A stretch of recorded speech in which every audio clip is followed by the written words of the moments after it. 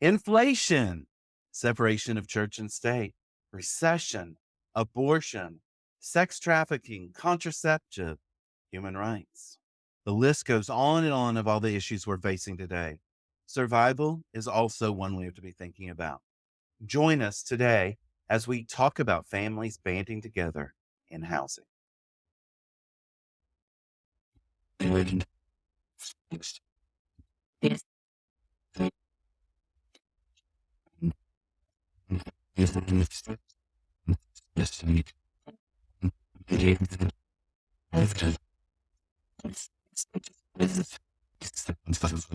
Yep, you guessed it. There's a lot going on in today's world. We have political unrest. The word recession is being thrown around right and left everywhere you look. So don't even get me started on the topic of inflation.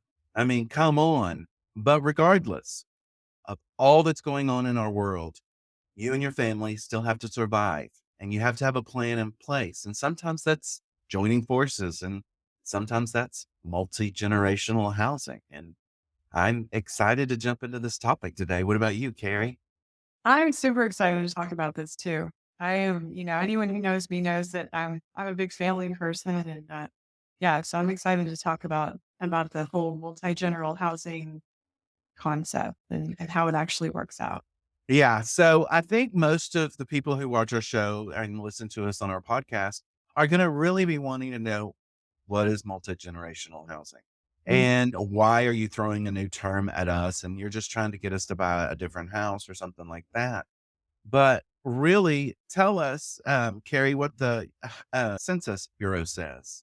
So the Census Bureau defines multi-generational families as households with three or more generations living under one roof. So that could be what parents, Mhm. grandparents, adult Adult children, children, siblings, kiddos under the age of 25. I mean, that could really be anything. And the structure could be anything.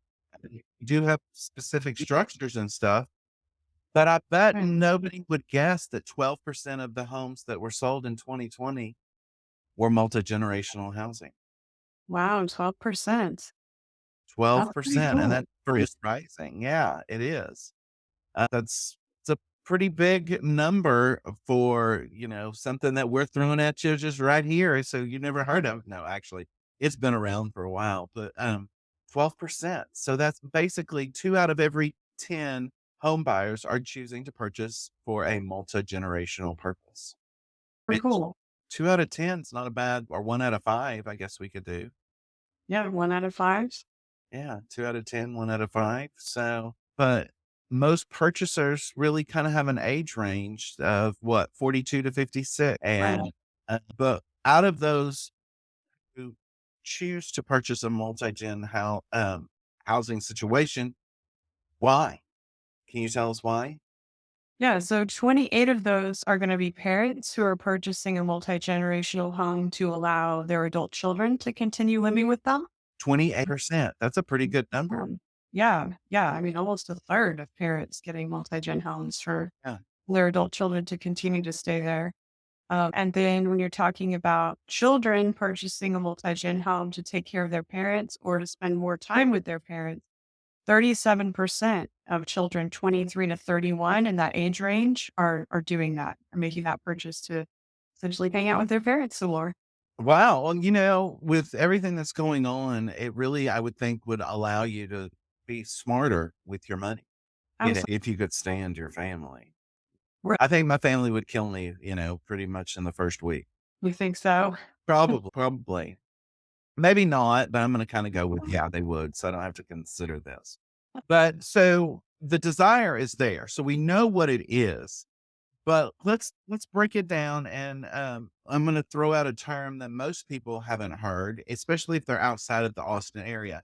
Austin uses something, and it's not just an Austin specific thing, it's called an ADU or an auxiliary dwelling unit. And there's a lot of homes that have been sold in the Austin area that have an ADU in it. But what that is it's a separate structure that allows for them to either rent that space or to put a family member in it, really. There's all different reasons why you could, put in an ADU. And a lot of times we see them, and we've historically seen a lot where we have a garage apartment or a second Mhm. building that they're leasing out. And then they want to use that lease on that ADU to help offset what their housing payment's going to be. And sometimes that works, sometimes it doesn't. But it is an option for families, is adding that, auxiliary dwelling unit, or some people will call it an accessory dwelling unit, to their property to allow another household on their property. I know that you and I looked at a home where in Hollywood Park in San Antonio. Mhm. And that house on, I can't even remember the name of the street, and it was right there. Sterling Browning actually had a great Right. home. The parents had lived in the main house Mhm. for years and years and years, and built a very nice home on the back part of the lot. And they moved to that part, and then I think it was a son and kids and wife moved into the front house, so that they had basically all their family in one location. And, that could be a very good example of an ADU. And I can think of many different uses for one, but it would be nice to kind of have the option to bring family, not necessarily underneath the roof, but on the same property. Yeah, on the same lot, and within I think the one that we were just talking about had, like, a nice covered walkway between the 2 houses, so you can get from one to the other, without going out into the rain or out into the sun. Um, Snow. really nice in the snow. Yeah, that's right, in the snow. Yeah, that was a super cool setup, and, I can see how that can provide some major benefits to both parts of the family, in the front house and in the back house. Yeah, and it also gave each, family living there, let's say the kids versus the parents, a sense of privacy, so that Right. they had that whole aspect of even standing on their own 2 feet, but actually being close enough to get assistance or help. When you have a situation like that, I mean, they still had in that particular house, they still had plenty of room to add a pool or other stuff in there. But at the same time, it did allow them to be closer to family, whether it was aging parents or we see a lot of healthcare rises in price, and being able to ship your kids next door on the same lot, not having to cross the street would probably be really good. It's brilliant. Yeah. Yeah, but builders also have some opportunities in the build world and in that industry for multi-gen homes. You want to tell us a little bit about some of the multi-gen homes that we've looked at? Yeah, so touring, new built homes recently, we've seen a bunch of really cool setups that would accommodate a multi-gen family. We have. Or yeah, there've been some really nice ones, and most of them are gonna have some full and, like, separate suite. I saw a lot that kind of had, like, a separate suite at the very front of the house, with the idea being to maximize privacy within the same house for, each group of people. And in fact, I read a statistic that said there's been a 39% increase in the last 2 years in requests to architects to create home plans with separate suites, like entire separate, I guess, living areas. Did you say 39%? 39% increase. Yeah. Wow, that's a pretty big increase. Yeah. Yeah, I mean, that's actually having 2 separate living spaces under one roof line, which, most of the ones that we saw had a separate entrance as well, and then Mhm. they had a door going into the other space on the inside, but, I mean, we're talking, bedrooms, kitchen, Right. bathroom, everything, a living room, all in that second multi-gen space.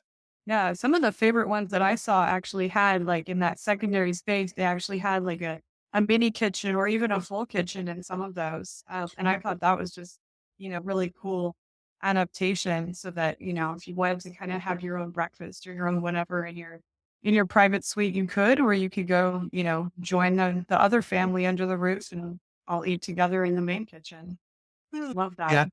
Yeah. Yeah, off of my grandparents' carport in their home, they actually had an ADU. It was actually the maid's quarters, which is like a separate apartment that their maid had, I guess, had lived there and stuff. I don't remember. I mean, I was a kid, but I remember that whole other area that nobody ever went in, but it had the whole kitchen and bedroom and, living room situation.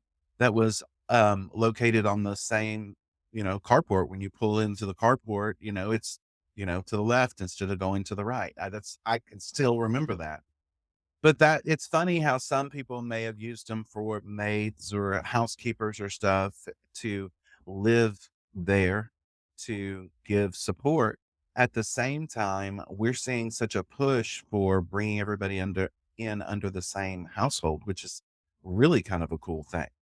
And so now that I'm kind of thinking about grandparents and everything like that, let's take a historical viewpoint of multi-gen housing, Let's jump in there. You and I both jumped in and really dove into Pew Research Center's report on multi-gen housing. And I thought it was really kind of interesting because it's one of the things that it really hit on was at the turn of the 20th century, long time ago, 57% of Americans of the age of 65 or older lived with their children, grandchildren, or other family members. So 57%, 65 years or older. That's a pretty big number. It sure is. Yeah. Yeah. And, by, well, what was it? 1940, a quarter of the US population lived in multi-generational housing. So Yeah. this has been around, longer than I've been One around. new thing. Yeah, and so we're not introducing you to a new concept. It just may be something that you've forgotten about or you remember. I mean, I know I have friends that their adult children live with them. And I know I have other friends that their adult, elderly parents live with them. So it's got both sides of the spectrum there. But by 1960, that number kind of came down to just 15% of Americans lived in multi-generational housing. It was that back when you were born? A little bit before. A little bit before, yeah, a lot A little before. bit before. Yeah, but the '80s saw a different number, right? That's right. Down to what, 12% by the time we hit 1980? Yeah, 12% is a pretty big low, and we had a lot Mhm. of things when we saw interest rates in the '80s just hit astronomical numbers. We're talking what, 18% interest rates for a lot of homes that people were buying. And so it really kind of puts in perspective. That was the '80s, that was well, Reagan came in, all that stuff was going on. But at the same time, 18% makes the 6.5% of today like whiner. Right. That's a Serious. perspective for real. It's kinda crazy to really kinda think about it, and, one of the things that we put out on Facebook was the historical chart of interest rates over the lifetime, I think that that's been tracked, and it kinda took away anybody's reason to complain about 5 and 6% because we've seen some really high numbers out there. But let's get back to multi-generational housing. Back in 2000 21st century, isn't that what it was? Mhm. Right? Yeah. Yeah. 15% of Americans lived in multi-generational housing. So it was back up from Oh 12 my God. to 15. So that's not a bad number. And then came into right before the housing recession, Right. 2007, 2008 era. What did we see, Carrie? So we were down to what, or we were about the same in 2007 at 16% Yeah, increase. a little bit of a spike. Yeah. But when we came out of that, that number dropped Yeah. to 2010, 4.4%. 4.4%. So either we had a whole lot of deaths or Wow. we had a lot of people trying to kill each other or what, but it popped way down. And, that was 2010. We entered that big housing and world recession with Mhm. everything happening in what, eight really? And it Right. hit and carried on till 2011, 2012. We started really coming out of it. And we saw that 4.4% number really kind of rise to 7%. So after we come out and we got rid of them, we started bringing them back in. And we saw in 2011, 7% of Americans lived with at least three generations of their family. So that's pretty, it's a drastic drop from 16% in 2007 to 4.4% in 2010, right? Right. Yeah. And then we popped back up to 7%. But where were we in 2018, Carrie? So 2018, big spike up to 20%. 20 20% of the population in multi-gen house when we got to 2018. 2018. So we must have hit some kind of rock hard issue there during the Mhm. recession or something happened because we had that total drop down. And it's kind of interesting that we saw during that 2008, 9, 10 issue drop to 4.4, but in a big, huge worldwide pandemic, we saw that number rise to 57% or 6 in That's 10 amazing. people started or continued to live in multi-generational housing because of the pandemic. That We makes perfect sense. It did, but we also had other factors coming in. I want everybody to understand that we were at 20% 2018. During the pandemic, we hit 57%. But what we had not seen before is that school campuses shut down, colleges, Mhm. and those kids came back to kids. They're not kids, the adults, but they came back to the house. And we also saw other people that were living alone or in some kind of dispersed housing. And a lot of people did not want their parents or anyone in any kind of facility Right. because of the rampant ways that the COVID-19 variant, whatever you want to call it, with all the different variants that it had, were hitting all of those joined or living situations where everybody was kind of in close quarters. Yeah. So that's still a big from 16 to 4 to 7 and then popping back up to 20 and then 57. I mean, that's some pretty big deviations there. And I know people who are still staying with that, staying with family situation. But see, if we really want to sit down to it, we got to get into some statistics, Carrie, don't you think?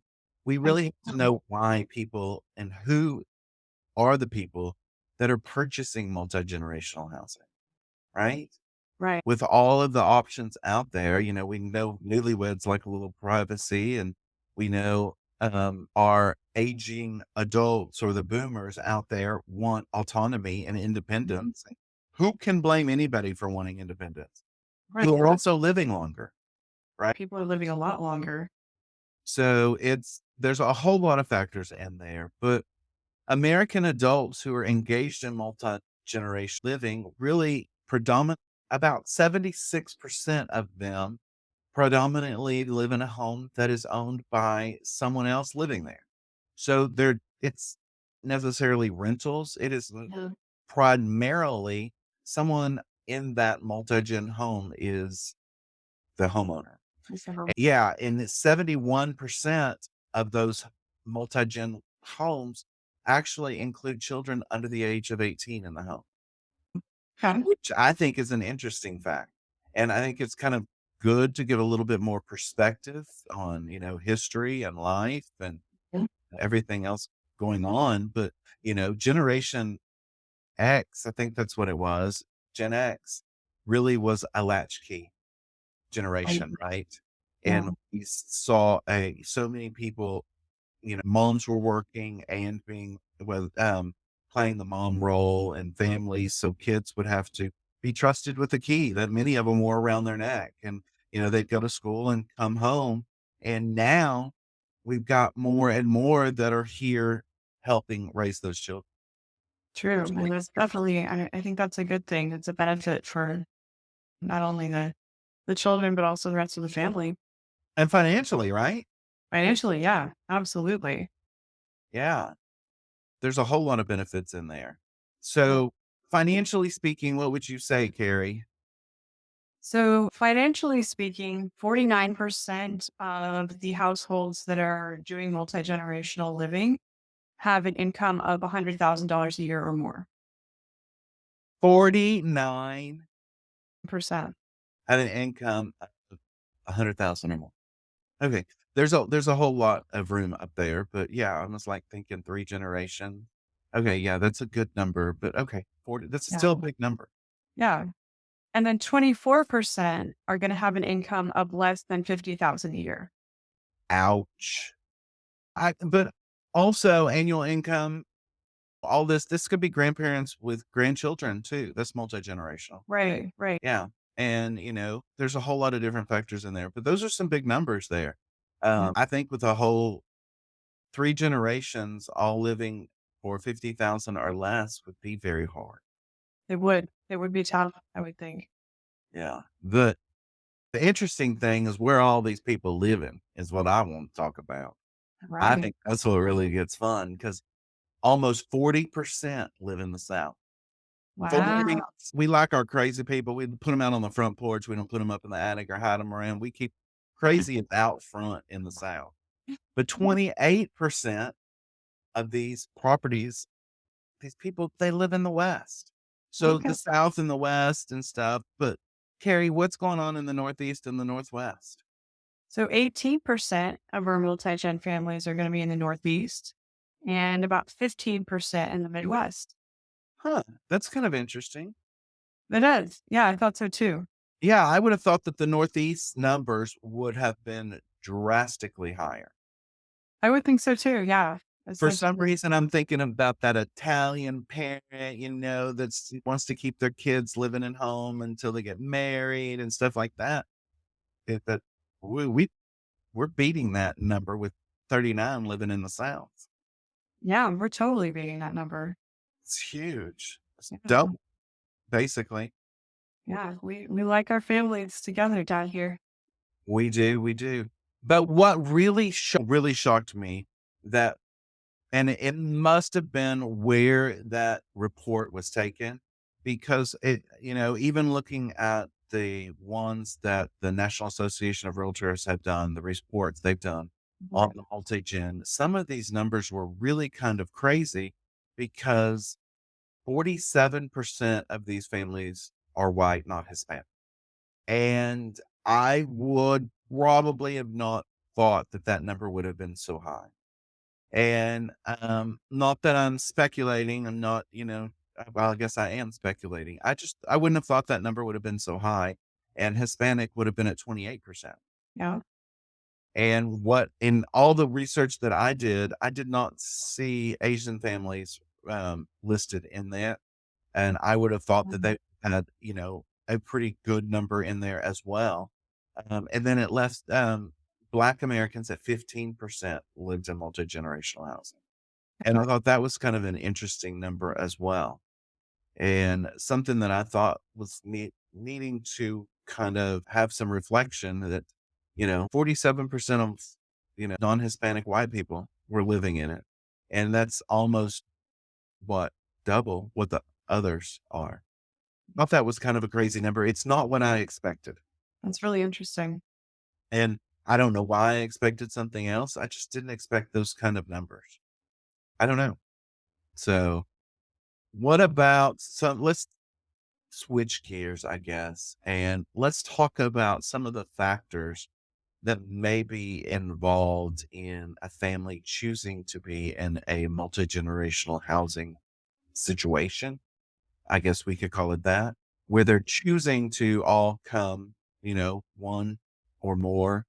Well, it's either 2 or 3 or more generations all living together.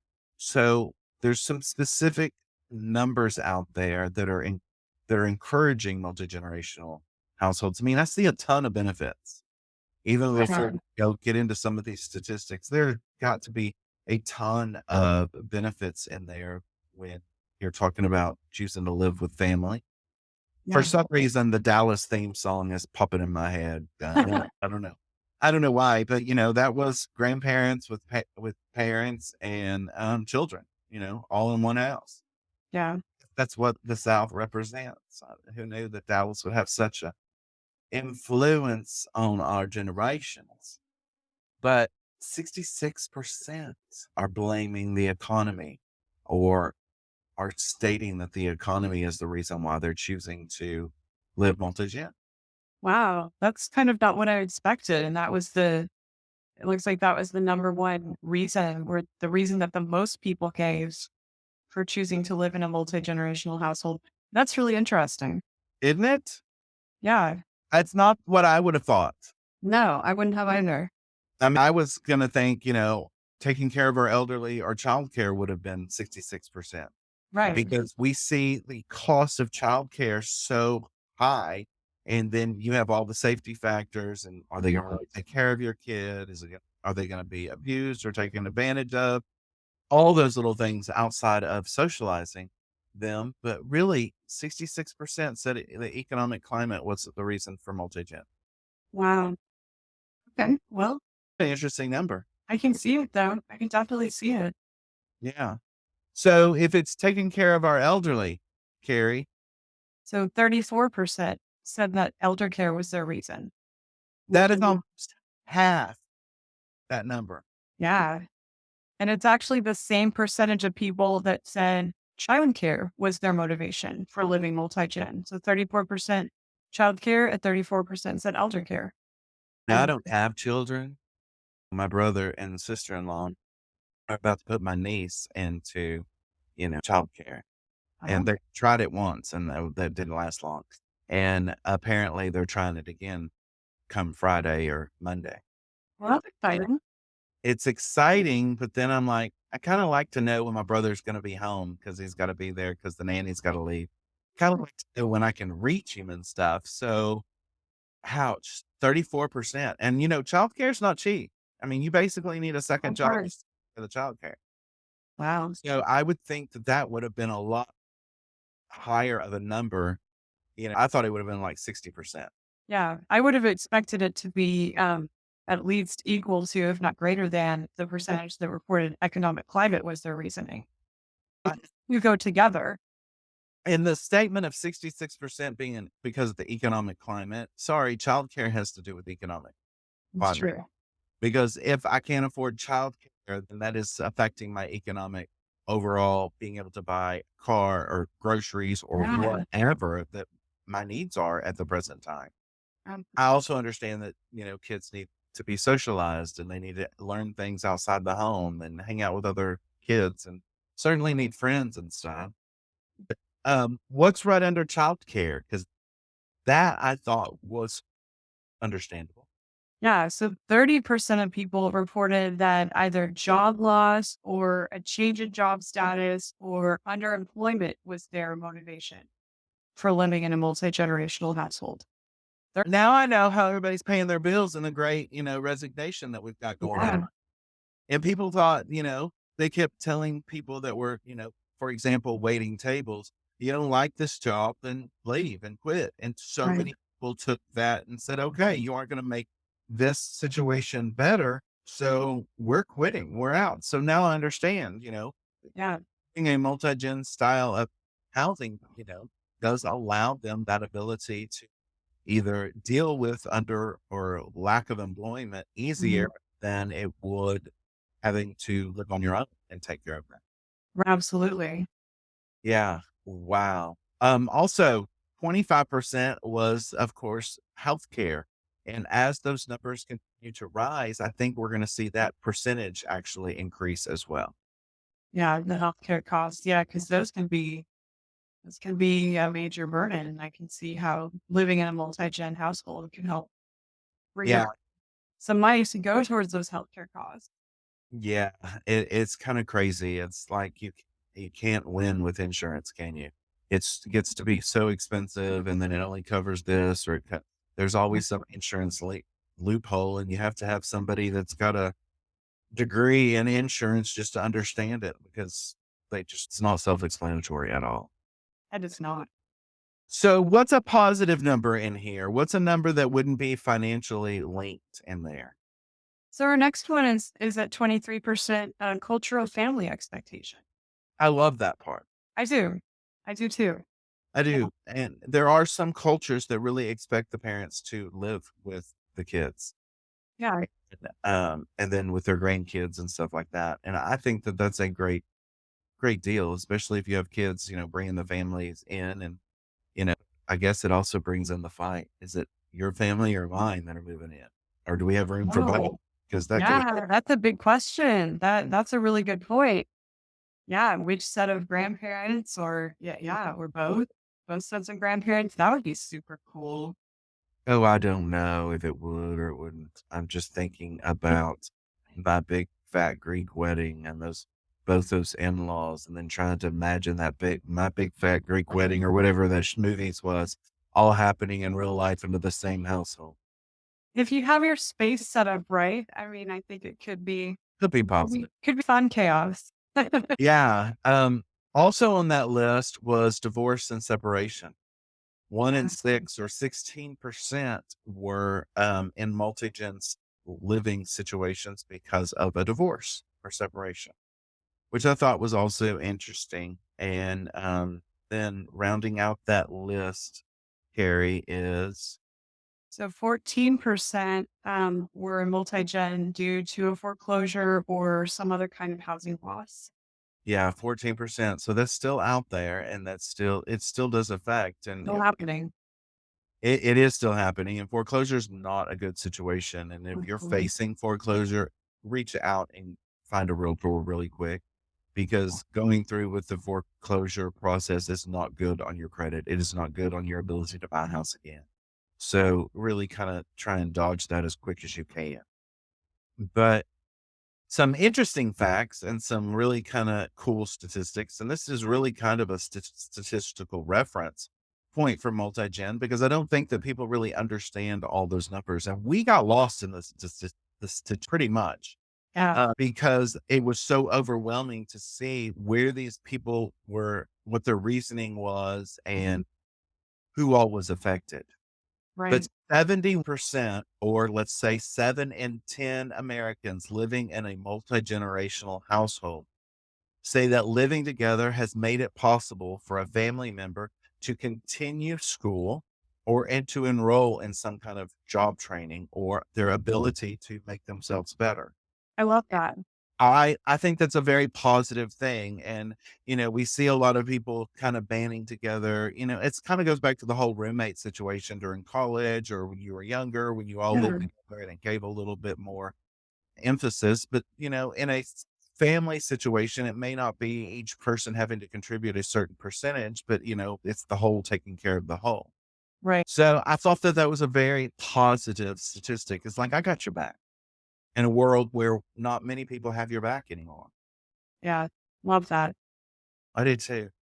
I like that. I wonder what's going on with, where do we see people living in, what is it, 1 in 4 Americans Mhm. are living? Multi-generational currently. Yeah, Yeah. 1 in 4. So that's a big number that has increased a lot.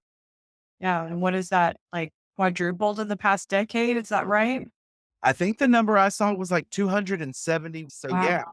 most definitely. Then we're definitely back on one of the upswings in multi-generational living, kind of like we've seen historically. Yeah.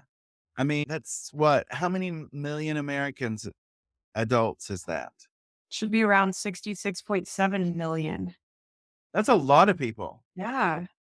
Okay, so see, I told you we weren't introducing something new, that we are just trying to get you to sell that house and go buy a multi-gen house. Well, But it's not all about selling that house. You could adapt a house to be multi-generational style. right. Be That's calling right. us to sell a house for someone else. But 7 out of 10 or 72% of those that are still living or currently living in a multi-gen household plan on continuing it in the long run. So it looks like it's working. Wow. I Yeah. mean, No, like, it can be 8 out of 10. So 7 out of 10, I would go. I would, it's like in the whole scale of, are they a 1 to a 10? I would be happy with the 7 all day long. yeah.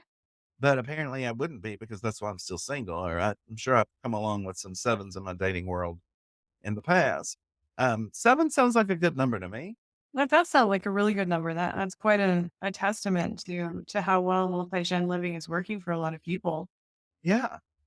We're not related, so you can't come live with me, so it can't work. And we're kind of in the same, generation there. But let's give you some warnings. If you are thinking about going from independent living to multi-generational living, we need to talk about some warnings. And then we're going to round out, kind of giving you some factors that could lead to a more successful design in your multi-generational living.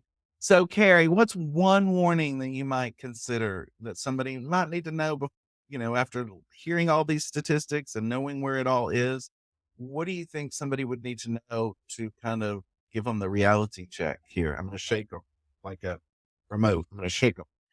People that are living in a multi-gen situation do report that it can cause stress among family members.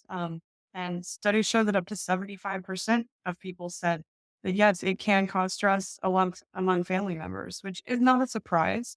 I don't think that anyone is surprised by that. No, Lord have mercy. Yeah, 75%.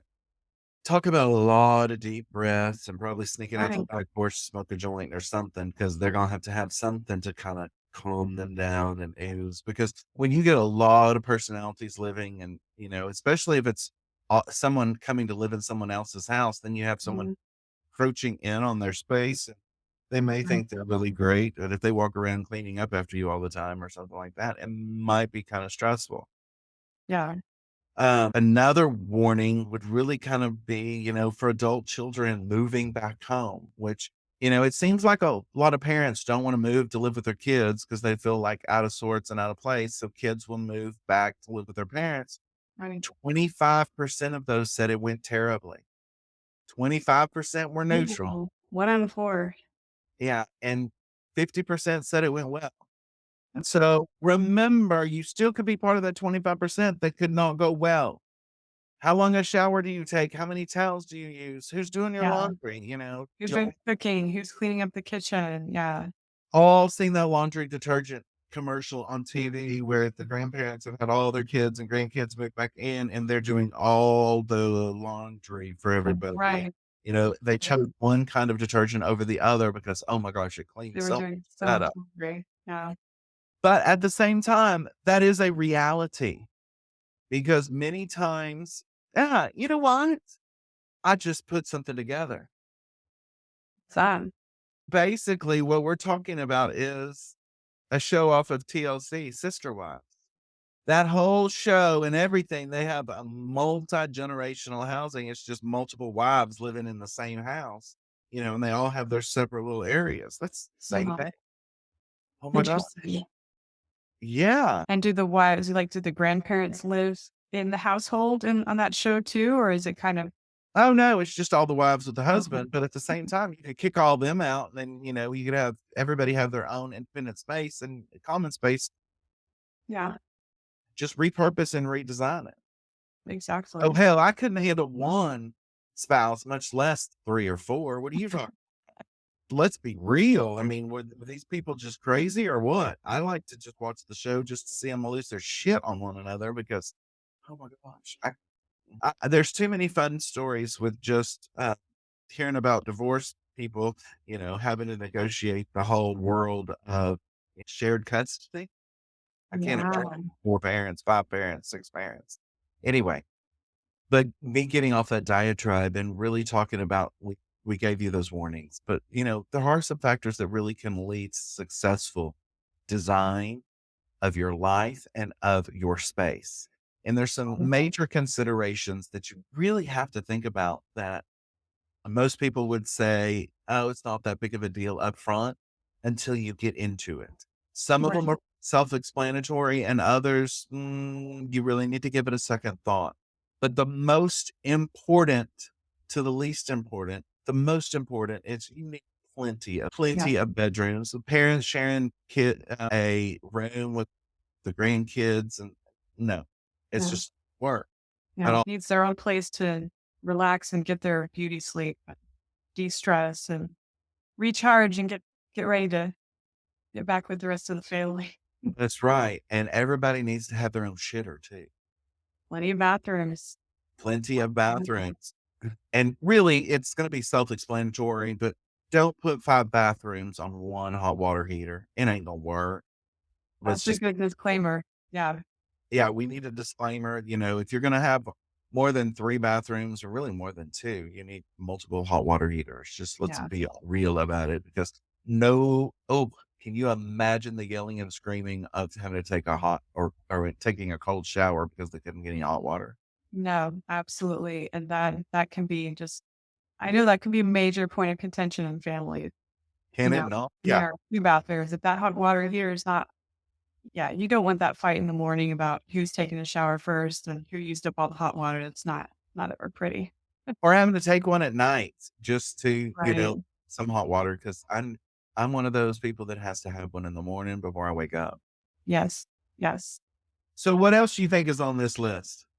So the next one that I would say is really important is have private spaces. Like have spaces set up so that all of your family members can have privacy when they want it. That's key. Yeah. Yeah, Whatever you do in your own private space, it's totally up to you, but you've got to have that room to do it. absolutely. But as well as you need privacy, you also need a common space so that everybody feels on their same own turf and Mhm. feels equal in that space, that common space. And make sure that nobody really takes it over, that it's available for everybody. Right. So what happens if you don't have that space? So you wanna be able to make modifications and additions to whatever your house's design is. You wanna be able to change it. Yeah, most definitely.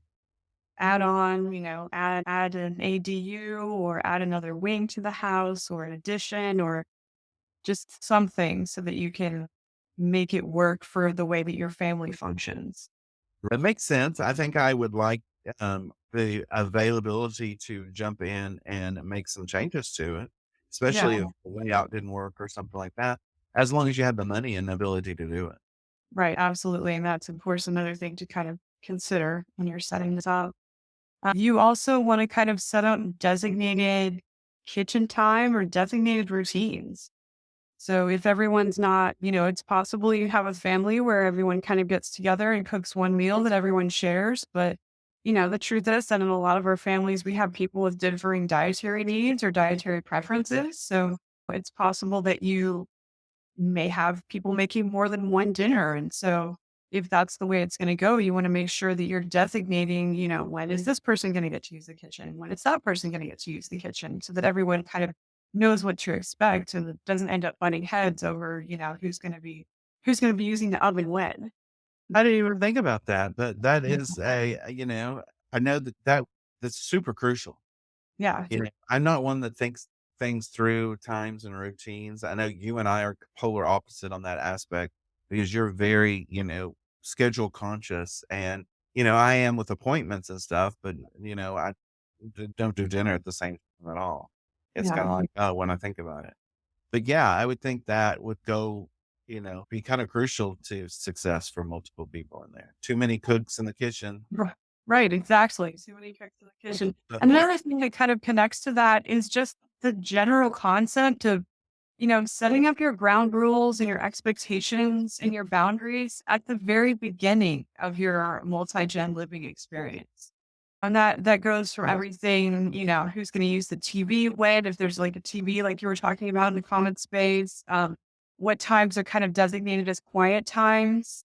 Um, that's a super important one. People are gonna have different sleep schedules, but Honey, I think it's gonna be allocation of the internet. that's Download more. feeds, I think is gonna be huge, but yeah, I love the ground Yeah. rules. I think that should be, really highest on our list, but, Mhm. bedrooms was highest, but, I think that, the ground rules is really gonna be because if everybody's downloading a movie on their computer, it's not gonna work.